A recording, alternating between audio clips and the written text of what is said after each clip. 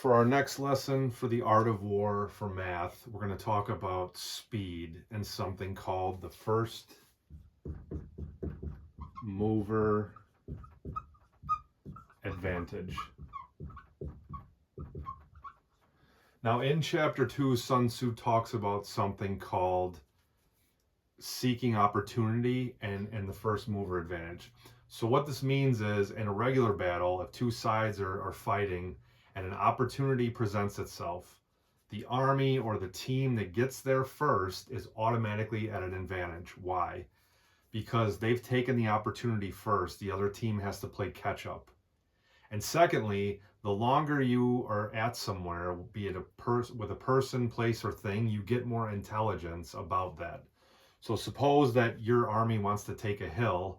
If you're on the hill first, your army gets to rest and breathe, and the other army's catching up, they're rushing. And you know you've learned the hill by now. The other army's still lagging behind, they have to figure things out. So first mover advantage, you'll hear this a lot, not just in battles, but in the market. If somebody comes out with a new invention or a new service, they're automatically getting a first mover advantage because nobody else has it. So they learn their mistakes earlier, and they also get to learn the client and the environment more. The same principle works in math class. Some of the best students I know in any math subject, here's what they do. Before the new school year starts, about, we'll say, 2 weeks before summer, they're going to go and open their new textbook, and they're going to skim through at least the first 3 chapters. Why? Because if they do that, they can start picking off their questions in advance. They know a certain amount of things about that new subject, but they also figure out early, before the rest of the class even steps foot in the classroom, what they don't know. So then what do? They write down all their questions. And then, if they have time, they'll go back and either try to figure out the answer, look it up online, or have a list of questions ready for the teacher. This is a first mover advantage. Why? Because if somebody has 2 more weeks to look at the material than you do, they automatically have more time to learn the subject and figure out what they don't know. And by the principle of immersion, so I want you to imagine that all the math knowledge that you will ever need is in this giant pool.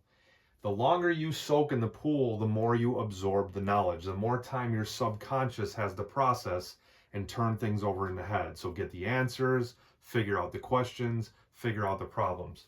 So first mover advantage is huge. And by the way, it's not just summer.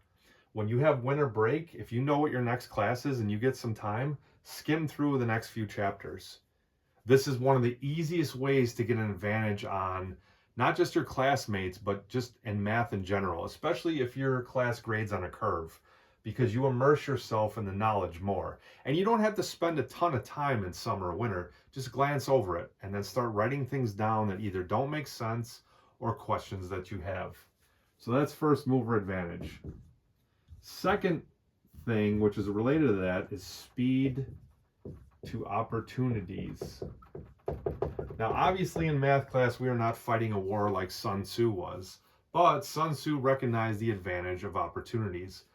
One of the stories he tells is they're setting up camp on a hill, and his troops are spending almost all night. And suddenly, without warning, he's looking out over the sky and he says, pick up the camp and move it up higher on this mountain and over this way. And all the troops were mad. They said, General, we just spent all this time. Why are we doing this again? And he says, just do it. So they do it.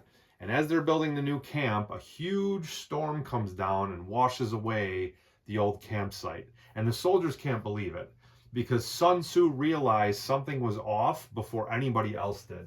So speed to opportunities. How do we translate this to math class? Suppose you know 2 people. We're going to do, here's 1, here's 2. One of them is very good at math, so they have math skills. The other person is very good at shortcuts. No, actually, here's a better example. The other person is very highly networked. They have a lot of contacts, a lot of friends. The first thing you should do, using speed to opportunities, is go introduce yourself to these two people. And maybe you're not friends, maybe you're colleagues, maybe you're in different friend groups. Figure out a way to get close to these people. And I don't care if you got to go get coffee, you find them at a party, join one of their extracurricular groups. Why? Because this person knows ways to solve math problems and study better than you do. And what's the first thing you should figure out once you're connected with them? What are they doing that's smart that you're not? And we've covered this before, but this goes back to opportunities. If this person sometimes may not have a lot of friends or not a lot of friends in your circle, they get an advantage out of that relationship too, because they get to meet new friends. So you may introduce them to new people or new things to do, and in turn, they give you some skills and shortcuts for math class. So find a way to connect with this person. The second person is always connect with at least one or two what are called hub networkers. What is a hub? If you put a graph of all the people you know, so like here's a friend, here's a friend, here's a friend, here's a friend, and maybe these two are connected, these two are connected, but you don't know them. Hubs, let's say this person has thousands of people they're connected with. That person is a hub because they have multiple connection routes all coming into them. Why should you connect with at least one or two hub networkers? Because even if they can't help you in math class, chances are one of these 1,000 connections, the spokes, we can call them spokes or network connections, they know somebody that can help you. So if you go to this person, instead of search around blindly, they cut down your learning curve and your speed. They know somebody. Chances are they know somebody that can help you. So merely by making friends with that person or introducing yourself and even offering them to help them with something that they're not good at.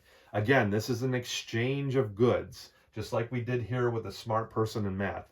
You may provide a new friendship or a new activity they didn't have access to, and in return, they provide you with math shortcuts and skills. So hub networkers are huge for your whole life. And this just doesn't just apply to math class. This starts in junior high, high school, college, and beyond in your job. So find the smartest person in your math class or one of the top three, and then connect with a hub networker.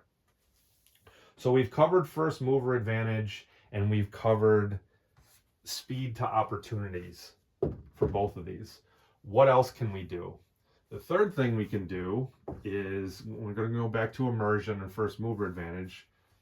Go get copies of old quizzes and tests. And the reason why you do that is you can figure out other questions that are similar to what are going to be on your test. And by immersing yourself in that over and over and over again, you get the first mover advantage, because the more questions you see, the more subconscious connections your brain makes. So the next time you see a problem like that, boom. In a prior video, what did I talk about? The top 3 skills of the best math students are: number 1, pattern recognition. And Sun Tzu's example before about the battlefield, he could tell by the weather that a huge storm was coming on the mountain. The same principle applies for math class. And the example I gave in the prior video is this. The best math students in the world look at that within a split second and can tell you that is a 2-step equation. I don't need to know the rest of the problem. I don't need to know the details. I don't even need to know what class we're in. I see A, B, and C, and I know the solution is this: C minus B all over A. I don't care about the numbers. I don't care about anything else. I know the pattern. I know the solution. And as you do this, as you immerse yourself, you network with people that know what they're doing in math, you will start building this strength. This is a muscle. It's a mental muscle, and it can be flexed and grown and improved if provided you meet the right people and you immerse yourself in the right material. So I'm going to wrap up this video. The Art of War for Math: speed, first mover advantage, speed to opportunities, and immersion are the 3 principles you can use to get ahead in math class. Thank you.